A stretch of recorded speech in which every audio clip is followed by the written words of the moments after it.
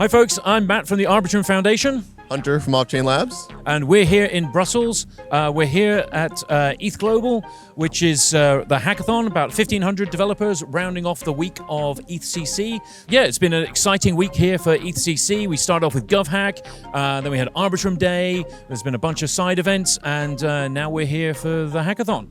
Yep, and we're going to be coming inside shortly, taking a look at what people are hacking on, whether it be Arbitrum Stylus, Arbitrum Orbit, or even potentially some other Arbitrum-related stuff. So come with us and let's check it out. Come on in.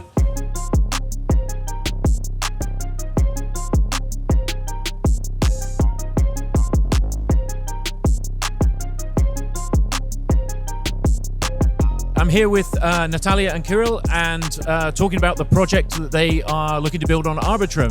So Natalia, tell me a bit about the project idea. So what we are doing is an Airbnb-like idea, but we're talking a little bit with people and then figuring out what they're having problems with. And the thing that comes up the most is dispute resolution and reveals. And so what we want to do is that we want to build those on Web3. So when they charge me for a cleaning fee at the end and I say no, that kind of dispute, that sort of thing? Yes, completely. And Kirill, you're looking at using Arbitrum technology. Which particular technology of Arbitrum sort of interests you? I'm super excited about Orbit because it allows to build our own layer 3. And we need it for two reasons. One is we're gonna to have dispute resolutions. The judges need to have all the messages. So we're gonna put zero knowledge proofs of all the messages on chain. And for that, it makes sense to use something cheaper like layer 3. The second reason we want to use it is because all the participants of this network are active. They are hosts, they are guests, right? So you don't have random people trying to attack the chain. They all have a stake in the game.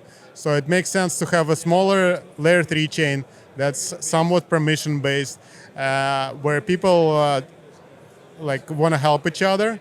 And you have low fees, you have a lot of data on it, and it's great. And the other thing I was surprised about is I talked to account abstraction bounties or sponsors, and a lot of them can integrate with layer 3 very easy. And for something like Airbnb, it's very important.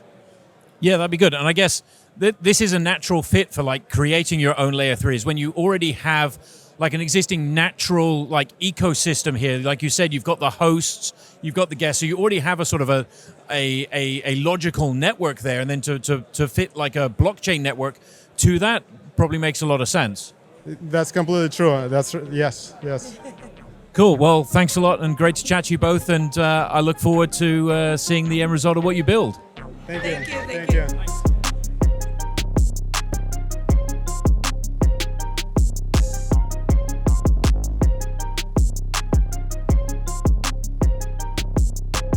I'm here with Billy from API3, and Billy, just tell us a bit about what you're doing with Arbitrum Orbit. Yeah, so we just launched the OEV network this Tuesday, which is Oracle Extractable Value. I'm not going to get really too far into it, but basically we need speed on our chain to be able to run signatures to do things on mainnet like Arbitrum. So we needed to have something dependable. We worked with a few other locations that didn't work just as good as Caldera did. So it's been a really, really positive experience. We were able to do something like 4 times faster running on Caldera on the Orbit chain. So like it's been amazing. Yeah. That's great, and that's I've interviewed a few people, and that's been like a common theme. People are just saying the speed at which they can get up and running seems to be much faster. So that seems to be a great thing. Yeah, like when I did it, we did it on mainnet. So like I've been everything with real money. So like I want to make sure it works. Number one thing. And so like just doing the bridge experience, doing the block explorer experience has been really, really good, really solid. So I had like a really good positive experience. So like I do recommend it. Yeah. Fantastic. That's great. Good to talk to you, Billy. And great. We look forward to seeing more of it. Yes. Thank you.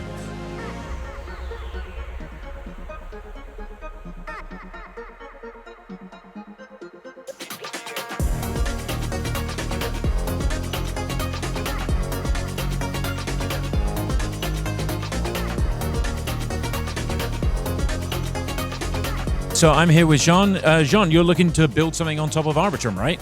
Yeah, sounds about right. So what part of Arbitrum are you using specifically? Basically, we're looking to scale.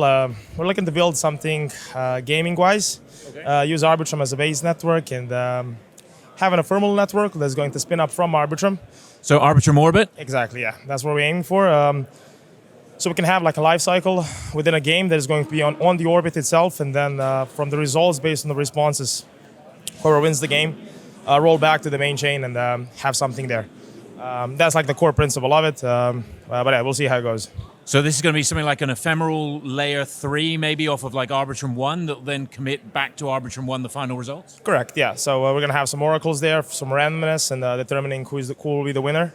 And yeah, just rolling back to the Arbitrum overall, and then bundling the data there. But yeah, basically that will be the life cycle of a single game, right? The ephemeral state of the orbit will be per game. So as soon as we determine the winner, we'll be killing that chain, pushing the data back to Arbitrum itself, and then upon each new game, we'll be spinning up a new one. It's like sub-module of the chain, like every time keeping a track within each ephemeral state. That's really cool. So you get the benefit of kind of a blockchain, but you don't have to deal with the long-term storage of stuff that you don't need to store. The reason we use we're deciding to go with Orbit is because low gas fees, and depending on the game you're making, it's important to know which state do you actually want to persist on the chain, right? And if you're playing between, if you're using a game where you actually need to kill a certain enemy, reducing enemies' health will be the actual important thing you need to persist, right? So that will be the transactions behind the scenes, right? And we can do this because it's very cheap. So that's the reason and the need for the ephemeral chain. Otherwise, will we do that?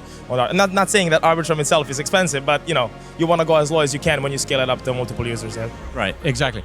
Fantastic, brilliant. Well, look forward to seeing the end result of what you build. Thank you so much. Thank you so much. Thanks. Appreciate it.